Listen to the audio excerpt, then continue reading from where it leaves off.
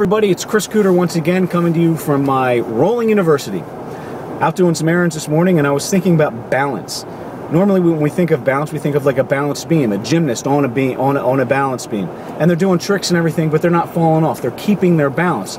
But they're doing things, they're not just standing still.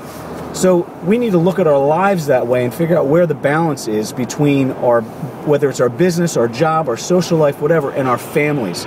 Because if we're so busy out earning money to support our family, and we're so busy supporting our family that we're not with our family, and when we are with our family, we're thinking about making money and doing those other things that we need to do for our businesses, for either a small business or a job or whatever. If we're not, here's what I'm getting at. Obviously, we have to work, whether it's our own business or it's a job. We have to do those things.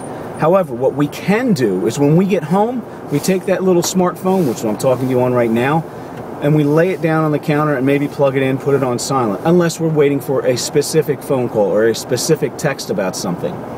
But if we're not, leave it alone.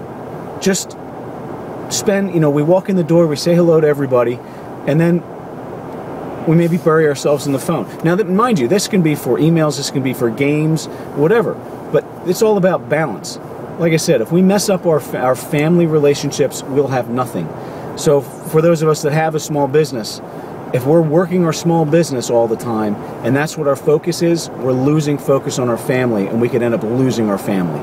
So with that in mind, guys, have an awesome day, and remember that balance.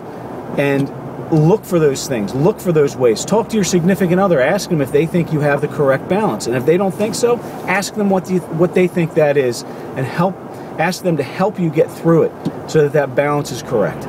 All right, everybody have a fantastic day. It's Thursday. One more day till we got today and Friday, and then we have the weekend. And woo, yep, just another day, right? Because live for every single day. Live life to its fullest every single day.